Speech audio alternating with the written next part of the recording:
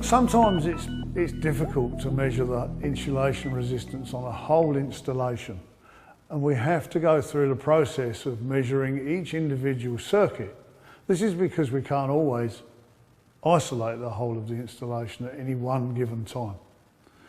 We also know that the minimum resistance of our insulation value is 1 megohm on an installation. Now, of course, if we're measuring separate circuits, we need to carry out a calculation when we finish to make sure that the overall insulation resistance for that system isn't below 1 megohm. Let's just assume, as an example, we've got a situation where we've got 4 circuits. If the first circuit is 2 megohms, we know it's very low, but this is purely a calculation to show you why we need to do a calculation of the whole of the installation when we've finished. Because some installations could have 10, 15, 20 circuits, which of course will reduce the resistance a lot. Second circuit, we can say we've got 3 megohms.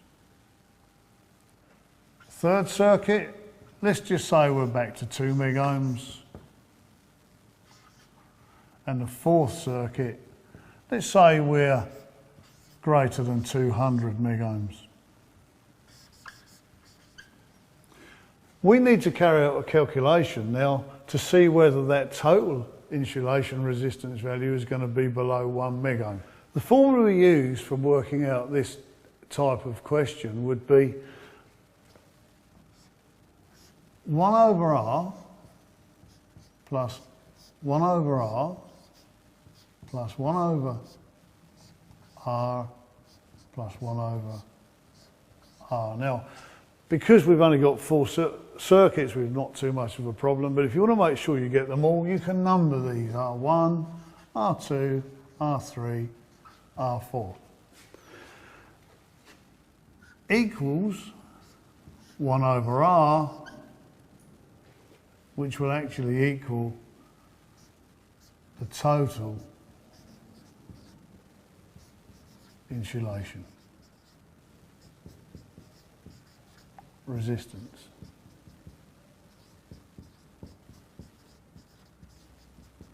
In this installation, we can see we've got 4 resistance values. All we need to do now is a simple calculation using a scientific calculator to find out the total resistance value of the installation.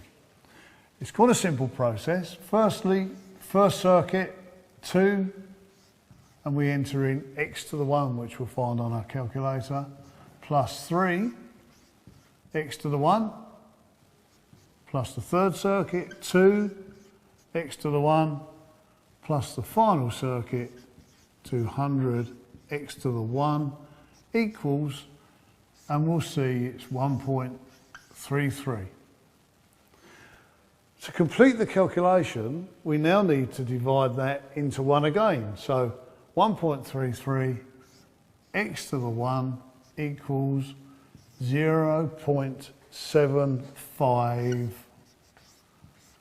megohms. So that's the total resistance of my installation. And you can see that although all of these circuits are satisfactory, the installation wouldn't be.